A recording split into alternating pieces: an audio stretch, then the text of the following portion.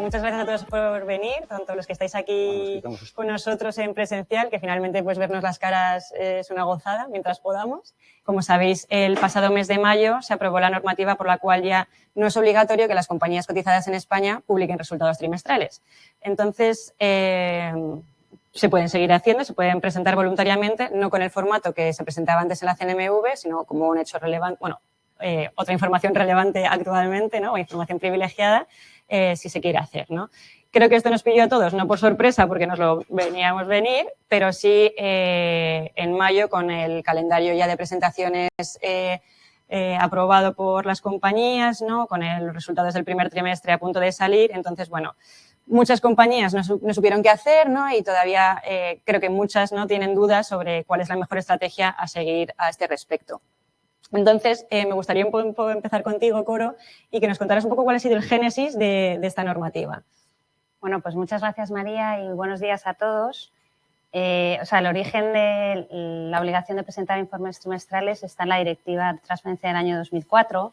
Básicamente, la Comisión Europea lo que explicaba en 2003 es que había un gap en nivel de transparencia en la Unión Europea respecto a los Estados Unidos. En los Estados Unidos la SEC requería esos informes trimestrales y se quiso que estuviéramos a ese mismo estándar de transparencia, ¿no?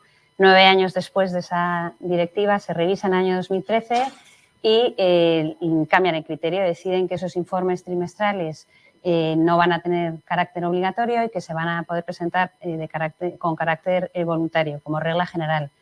Básicamente los dos argumentos que dan ahí para retirarlo, la obligatoriedad son, por una parte, que se creía que era una carga importante para las sociedades pequeñas y medianas y que tampoco reportaba un beneficio excesivo en cuanto a mayor protección para el inversor. Y luego el segundo argumento es el argumento que encontramos en la Ley 5/2021, que es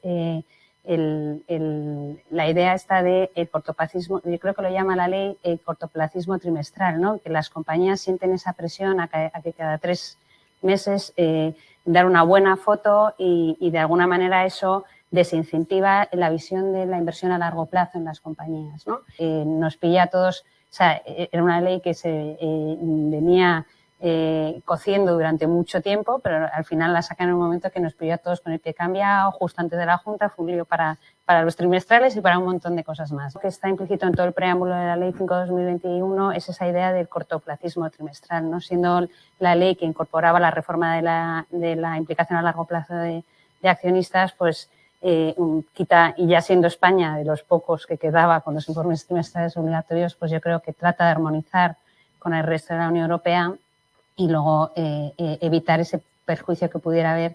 Desde el punto de vista jurídico, ¿cuáles son las cuestiones que más dudas han planteado, ¿no? para los emisores?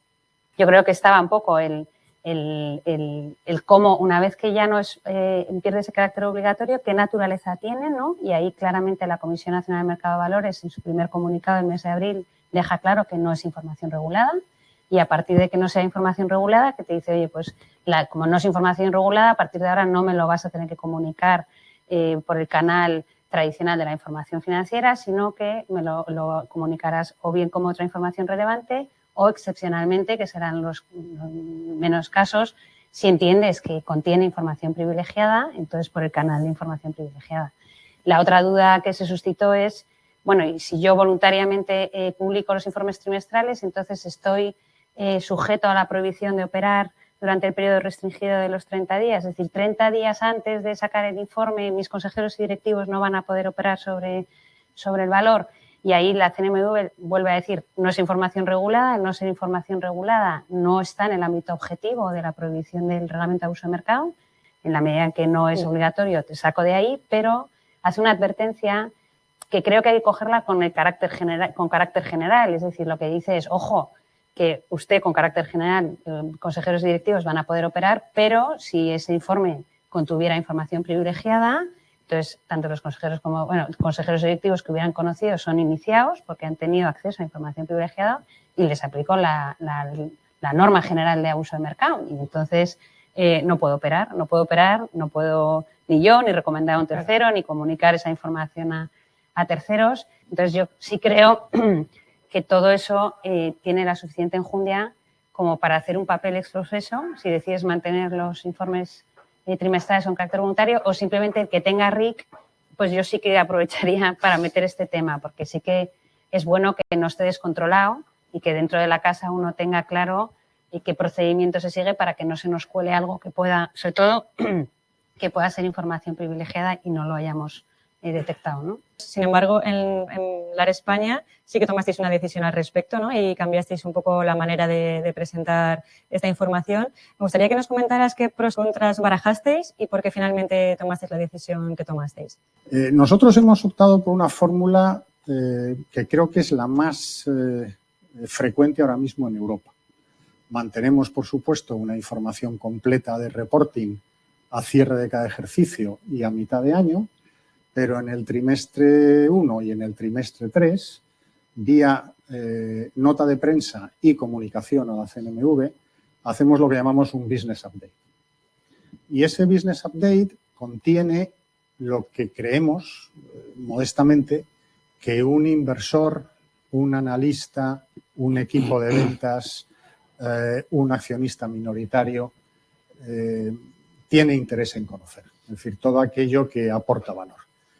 Creemos que eso es importante mantenerlo así, pero también creemos que es importante aprovechar algunas de las ventajas que la nueva norma tiene.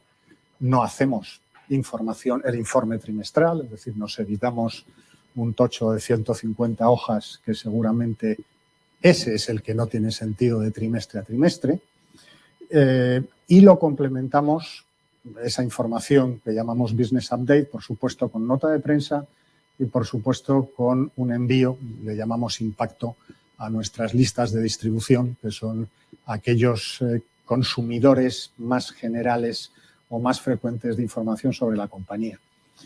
Hay que saber adaptarse y hay que saber qué herramientas usar en cada momento para intentar transmitir mejor la historia de la compañía a cada uno de los grupos de interés que tenemos. Fenomenal. Yo creo muchas veces que cuando hay que adoptar distintas estrategias o toma de decisiones como por ejemplo esta, ¿no? De cambiar la forma de reportar, el profesional de IR tiene bastante claro el rumbo, o un poquito más claro el rumbo, ¿no? Porque al final es el que está en contacto con los analistas, con el mercado, y sin embargo a veces cuesta un poco convencer al management, ¿no? Entonces me gustaría saber cuáles crees que son las barreras que tiene un IR para adoptar cambios de estrategias de este tipo.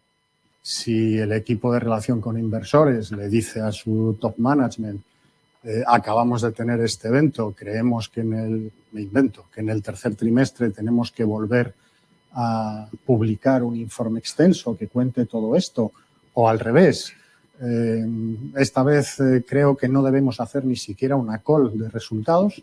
Yo creo que el top management no va a tener ningún problema en aceptar lo que, al menos en mi caso, lo que el equipo de relación con inversores le dice. Yo creo que el problema está en una órbita más general. El problema está en cómo las compañías entienden o debemos entender la comunicación en global de la compañía. Para mí, los medios de comunicación son un grupo de interés tan importante como puedan ser mis inversores, mis accionistas minoritarios, mis analistas, los equipos de ventas de los brokers, etcétera, etcétera. Y lo son porque estos últimos, hace muchos años, que tienen a los medios de comunicación como fuente indubitada de información y, por lo tanto, a mí me interesa que lo que los medios de comunicación cuenten pues se ajuste y sea lo más fiel posible a la realidad de la compañía. Debemos empezar a manejar la política de comunicación de forma conjunta. El mundo es global, el mundo tiene tropecientas fuentes diferentes de información.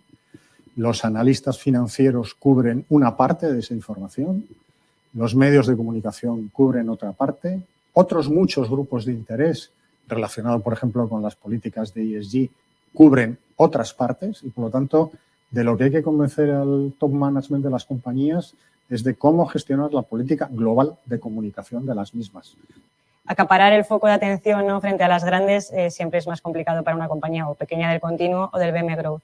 ¿Crees que el hecho de que las compañías grandes dejen de publicar resultados trimestrales, ¿os va a permitir acaparar más foco de atención? ¿O, sin embargo, creéis que perdéis una bala ahí de poder dar información al mercado, ¿no? El hecho de que ya los trimestrales no sean tan visibles.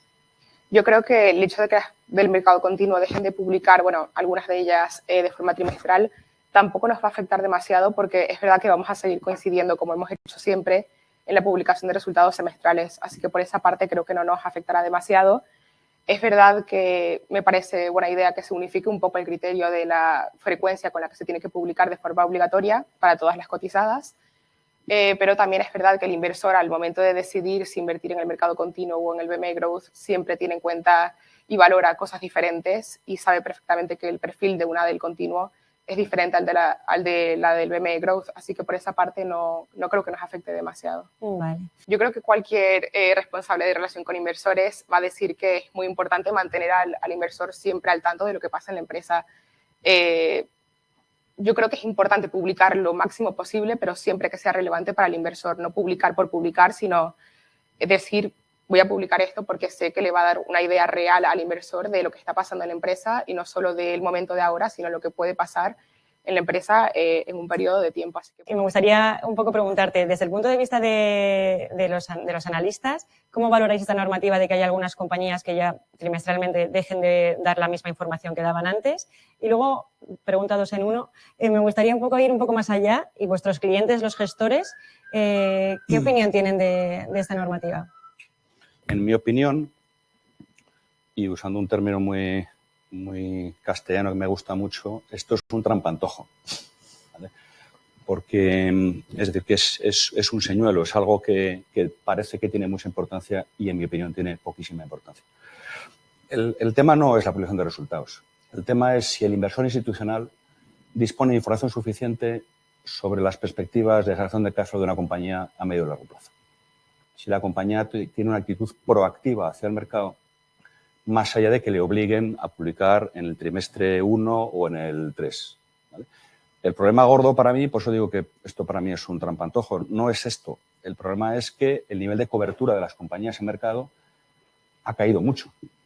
Pero el que no mantenga los informes trimestrales, que para todo, la inmensa mayoría, no sabemos nadie que no lo haga, al menos una presentación para analistas y algún tipo de inversores, alguna nota de prensa, algún tipo de statement, pero la gente, en cualquier caso, ha ido, las compañías están yendo, si no se hace o no se mantiene el informe trimestral como tal, pues a un tipo de disclosure más limitado, pero si quiere todo el mundo tener una comunicación por trimestral, y un poquito que comentaba Hernán, la opinión que os puedo transmitir. Es evidente que, bueno, aligerando la información que reportamos en Q1 y en Q3, seguramente estemos restando volatilidad al valor, o tendemos a pensar que es así. Probablemente estamos perdiendo algo de foco para el mercado, captar la atención del mercado. Pero mi pregunta es, ¿creéis que el aligerar ese Q1 y ese Q3 en lo que es el puro reporting puede servir para que las compañías presten más atención en dar visibilidad a unidades de negocio, a otras divisiones o incluso para potenciar, ya que tenemos menos trabajo, la historia de la compañía a largo plazo? Las compañías del BME Growth, que son muchas pymes, sería muy complicado publicar trimestralmente. O sea, sería, creo que muchas no cuentan con la estructura tanto del departamento financiero como el departamento de relación con inversores para tener esa presión de tener que publicar de forma trimestral. Sería básicamente dedicarse a eso, a publicar resultados. Creo que es beneficioso simplemente para que el inversor también vea la evolución de la empresa a largo plazo y no simplemente en esos periodos tan cortos de tiempo que quizá no representan la situación real de la empresa y el potencial de crecimiento que tiene. Siempre 3 cosas, estemos obligados a ello por la CNMV o por distintas normas o no. La primera es la historia, es decir, la historia de la compañía, dónde vas, es decir, darle visibilidad a la compañía. La segunda son las noticias, que si nos fuéramos al terreno del mundo inversor o analista, pues llamaríamos catalizadores a corto. Y la tercera son los números, es decir, las métricas. Y da lo mismo que se nos obligue o que no se nos obligue. puede investirse de mucha sofisticación porque viaja a Nueva York y a Londres y no sé qué, y habla con inversores multimillonarios, pero una parte de nuestra actividad es una parte absolutamente comercial. Estamos vendiendo el valor de nuestras compañías. Yo creo que esta modificación de la norma nos da más herramientas, más flexibilidad, más hueco. La plataforma en la que estamos, me gusta lo de plataforma, pues somos un grupo WhatsApp, como sabéis, no tiene entidad ninguna, pero en el que están ahora mismo 177 IRs de un total de unas 150 compañías. Creo que estamos todos, por lo que tú decías antes, Hernán.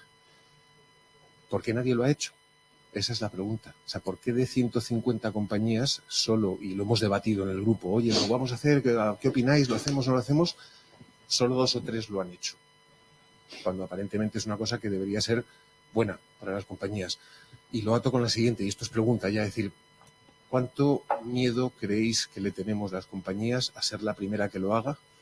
¿Y cuánto riesgo tangible hay a que el mercado diga, ahora pueden no publicar, este no lo ha hecho? Está ocultando algo. O que los demás digan, este no lo ha hecho, está ocultando algo. ¿Cuánto creéis que hay de ese efecto, no voy a ser el primero? Mientras la decisión esté explicada, esté informada al mercado y sea consistente, o sea, una compañía perfectamente puede salir mañana y decir, acogiéndome a la nueva normativa, voy a pasar a reportar de esta manera. Y de esta manera, con precisión, es decir, publicaré, por supuesto, semestralmente y 12 meses, y en los trimestres 1 y 3 no voy a decir nada. O voy a hacer una comunicación escueta con esta estructura. Tal. Y mientras lo haga regularmente, el mercado se adapta a eso y ya está. Yo no le veo el más mínimo problema. Lo que yo sí creo que es un problema es pegar bandazos. Pues nada, muchísimas gracias a todos, a los ponentes, a los que habéis venido aquí a acompañarnos, a los que os habéis conectado. Y bueno, han salido un montón de temas para futuros coloquios. Así que nada, muchísimas gracias. Y ahora, si queréis, pasamos a tomar un café y nos saludamos. Gracias nos vemos a ti, las caras. Gracias. Gracias.